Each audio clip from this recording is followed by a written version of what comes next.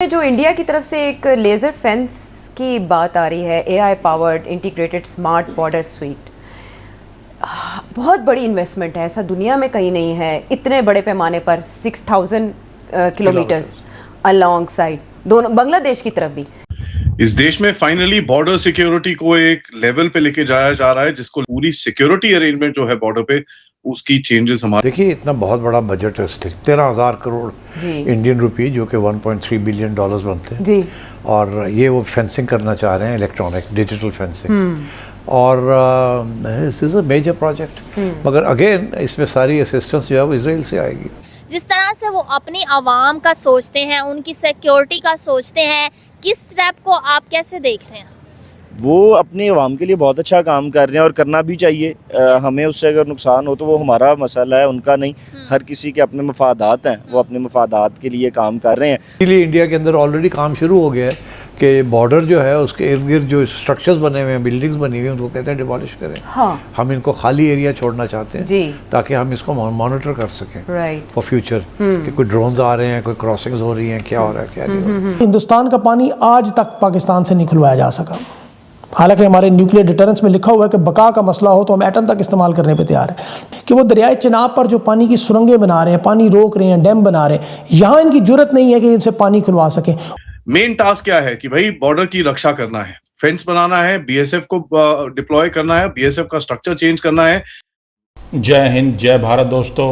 Rampal Rao 45 channel में आपका स्वागत है। तो भारत अपने बॉर्डर पर फेंसिंग कर रहा है विथ एआई पावर टेक्नोलॉजी, जिस देख पाकिस्तान को मिर्ची लग रही है। 6000 किलोमीटर का बॉर्डर है भारत का पाकिस्तान और बांग्लादेश के साथ में, उस पर भारत फेंसिंग कर रहा है। और एआई पावर्ड ये जो टेक्नोलॉजी है भारत इजराइल से ले रहा है, और इजराइल से भारत ने और भी टेक्नोलॉजीज लिए हैं।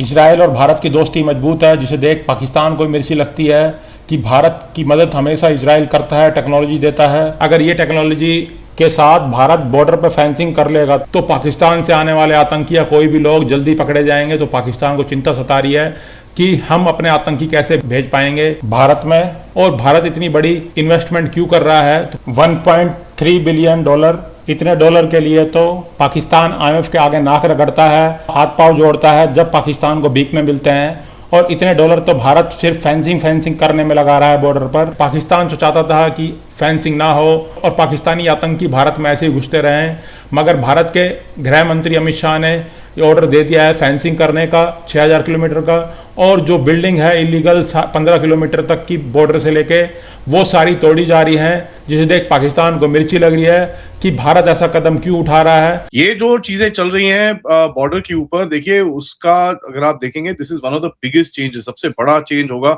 ये बॉर्डर स्ट्रैटेजी की। मैं तो ये बोलूंगा इंडिपेंडेंस के बाद से ये चीज बहुत मतलब सालों साल पहले हो जानी चाहिए थी, बट खैर जैसे मैंने बोला, देर आया दुरुस्त आया। मेन टास्क क्या है कि भाई बॉर्डर की रक्षा करना है, फेंस बनाना है, बीएसएफ को डिप्लॉय करना है, बीएसएफ का स्ट्रक्चर चेंज करना है, वनरेबल सेक्टर्स जो है जहां पर आपके घुसने घुसपैठ और ये सब चीजें होती हैं उस पे पेट्रोलिंग बढ़ानी है, और इन्फिल्ट्रेटर्स जितने भी घुसपैठी हैं उनको रोकना है। अमित शाह इस समय पे जो चीज लगा रहे हैं, एक बहुत ही फंडामेंटली डिफरेंट एक स्ट्रक्चर है, और इससे एक नया बॉर्डर डॉक्ट्रिन निकलेगा जिसका नाम रहेगा बेसिकली एक फ्रेज काफी टाइम से इधर उधर चल रहा है, जिसका नाम है टेरिटोरियल सिक्योरिटी।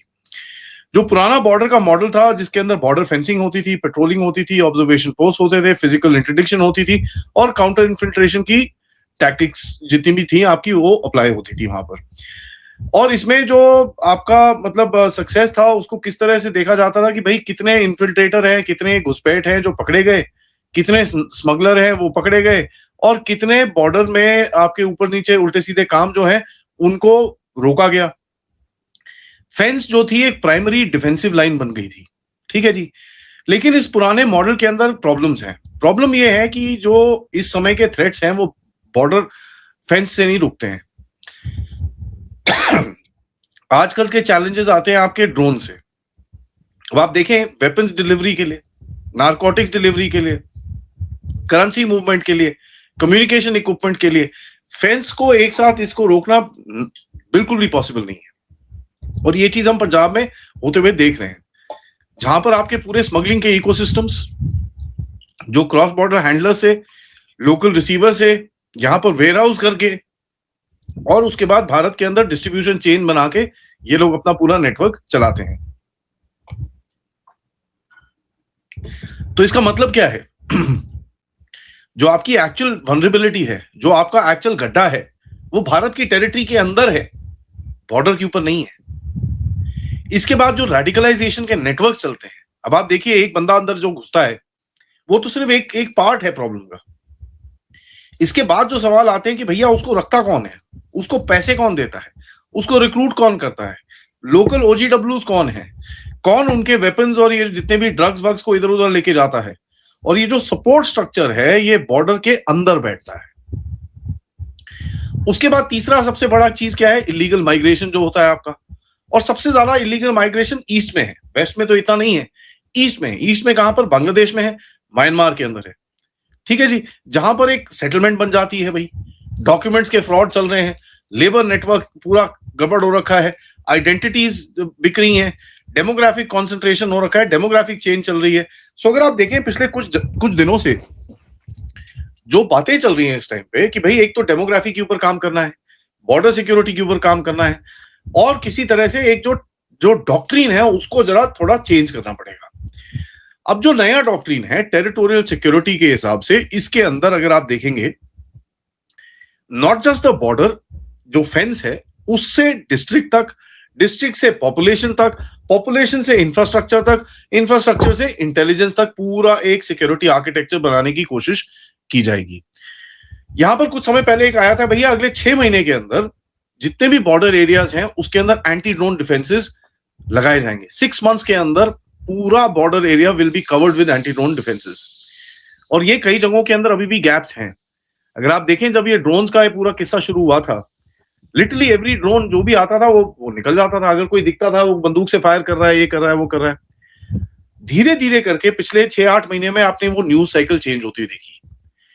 न्यूज साइकिल कैसे चेंज होती देखी कि भाई अभी भी आ रहे हैं लेकिन बहुत सारे ब्रिंग डाउन हो जाते हैं, शूट डाउन कर दिए जाते हैं, उसको दूसरे तरीकों से नीचे उतारा जाता है। उसके बाद सिक्योरिटी फोर्सेस जाके उसका पूरा मतलब they are able to find it. तो बॉर्डर सिक्योरिटी फोर्स को अगर आप देखें, जो 4 पिलर का ग्रिड इस टाइम पे बनाने की कोशिश करी जा रही है। पहला पिलर है बॉर्डर पे, राइट। भारत अपनी सेफ्टी के लिए कदम उठा रहा है ताकि भारत में कोई भी आतंकी ना घुस सके, ना कोई इलीगल भारत में घुस सके।